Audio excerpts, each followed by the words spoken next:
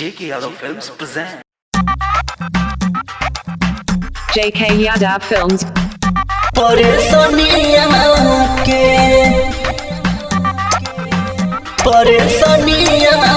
के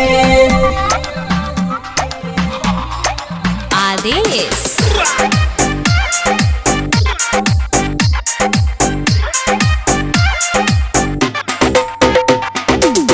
भंगिया सुना भोला पिए न देव। अच्छा दिन भर गांजा यब खींचे न देव।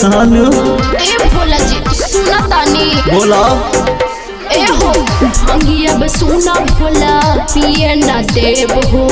दिन भर गांजा यब खींचे न देव हो।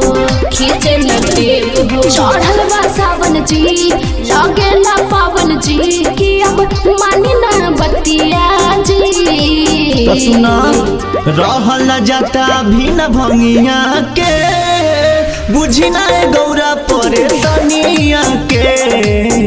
रहल न जाता भी न भंगिया के बुझी ना गौरा परेशानिया के। बुझलो परेशानिया के JK Yadav Films. परेशानिया के परेशानिया के एकरे से देहिया राउर गले लसुनी जी भोला काहेला तू भंगिया पिएला।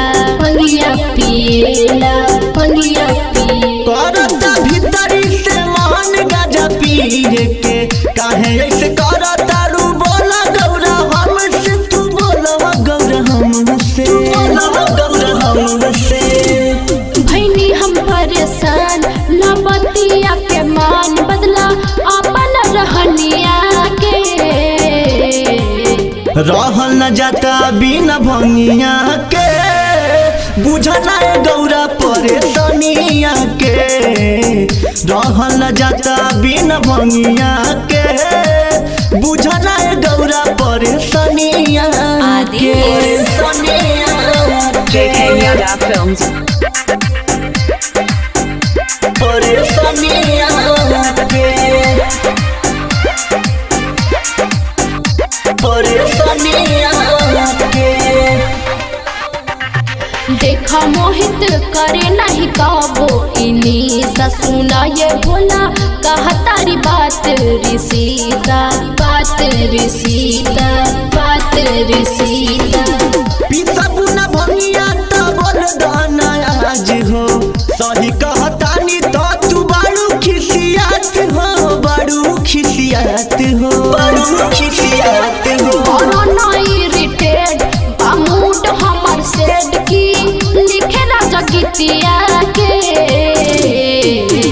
रहल न जाता बिना भंगिया के बुझी ना गौरा परेशानिया के। रहल न जाता बिना भंगिया के बुझी ना गौरा परेशानिया के। JK Yadav Films.